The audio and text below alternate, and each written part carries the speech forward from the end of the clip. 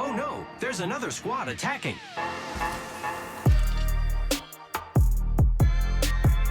Welcome to the Third Party, an Apex Legends podcast hosted by myself, Shay, and joined as always by my co-host, Henry. Henry, how's it rocking today? It's rocking really well. I'm happy to be here as always. I've been enjoying the split so far, so I'm ready to sink into it. Totally. This episode is sponsored by Redesign, and today we're going over our strategies for getting ranked points on Olympus now that we're in Split 2 of Season 8. Yeah, we wanted to pose this topic, give a little bit of a refresher, just because Olympus has a significantly different design from both of the other maps, and specifically King's Canyon.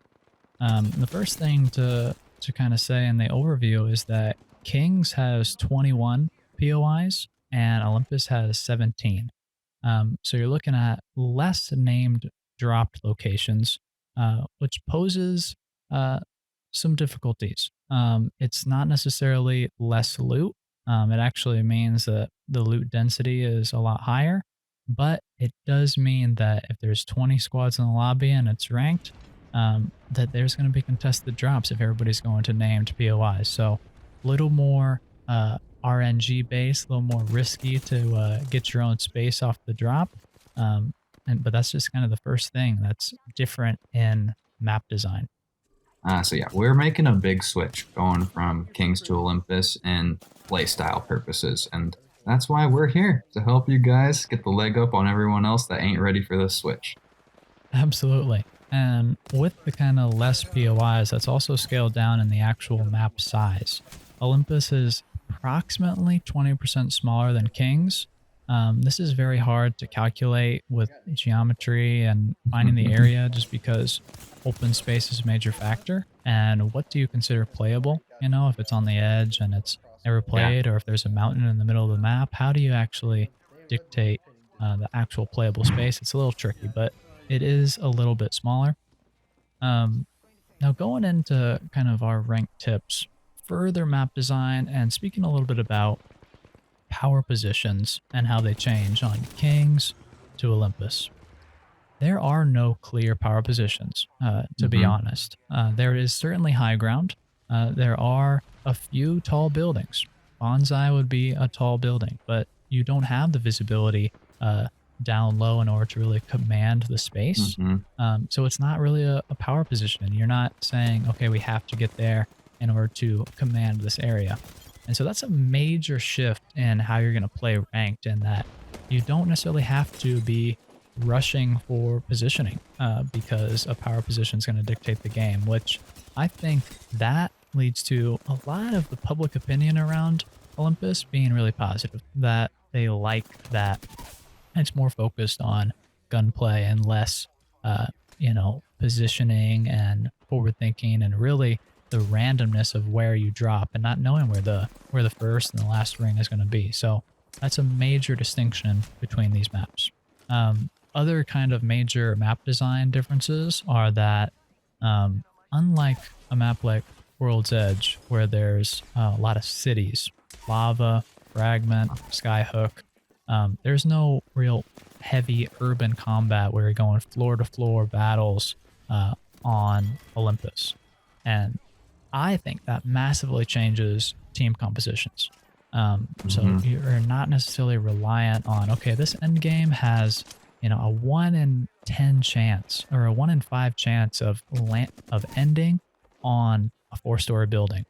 That happens on World's Edge. And so it's very different in that you're going to not be as reliant on holding buildings as you may have been in the past. And I think we see that a lot with kind of moving away from Watson and pick rate. So interesting. And a lot more love for Gibby.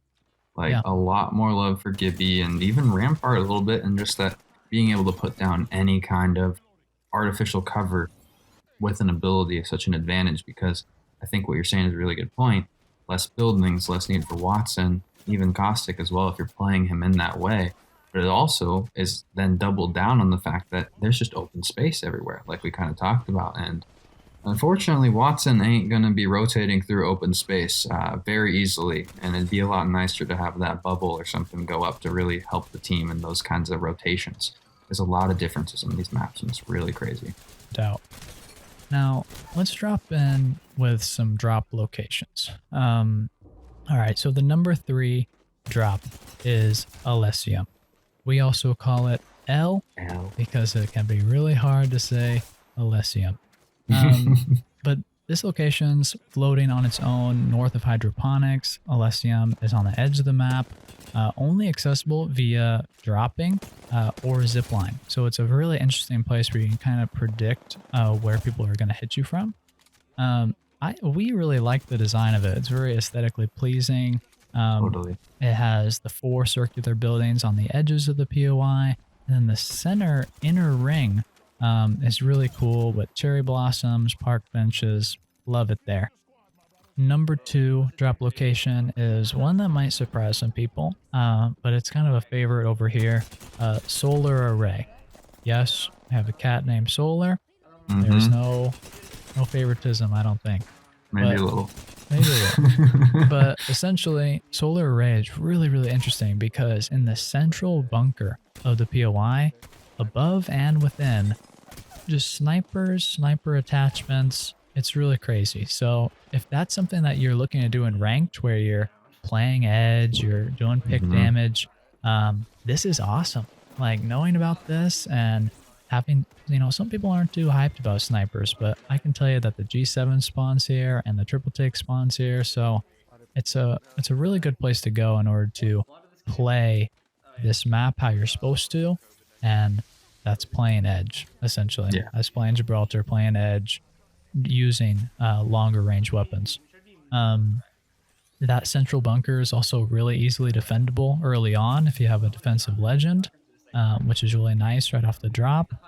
There's 3 separate 2-story buildings, so there's plenty of loot here, which I really like. And then a really cool feature, but also a nice tactical one as well, is that there's underground tunneling from the northern building to kind of the central bunker, which is really cool for flanking and hiding. The audio there is not bad, but the distance between the underground and the second floor of the building above it is so big that you can't really hear it. So it's a really good flank, and you can do some really cool bamboozling attacks.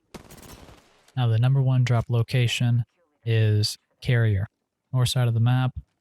It's a very large POI, and I'm always very impressed with the amount of loot here.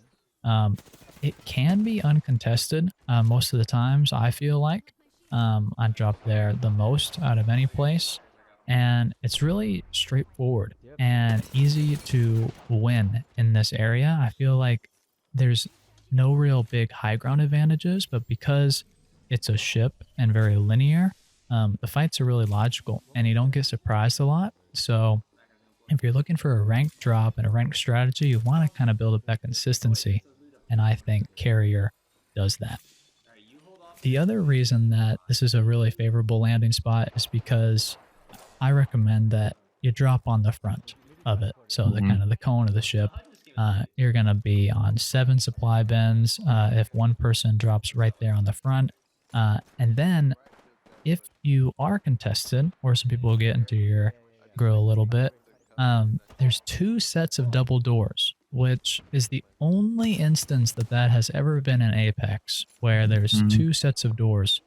And it is, one, incredibly difficult to push through them because of that, but there's also very good head cover on the front side of it. So it's really nice to be able to defend it, even if you don't roll with a defensive legend. You can be flanked on either side, but you do have high ground on them and great cover. So it's a really nice place for early fights and good loot.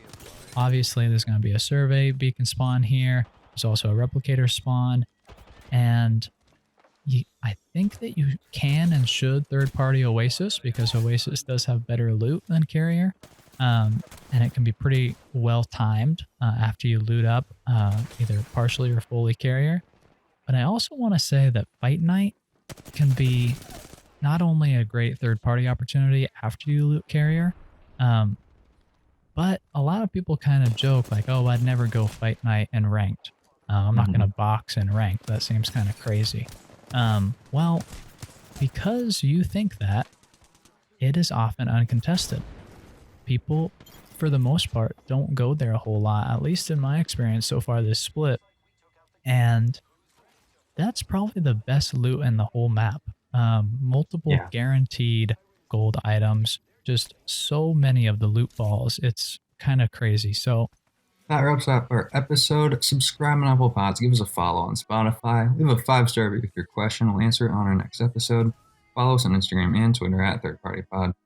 Follow us on Twitch and check out the Discord. Both those links are in the description. Thank you so much for listening to the Third Party Podcast. Peace. Hey now, another squad coming in. Boom, whole squad down. Hey, brother, not today. Maybe tomorrow.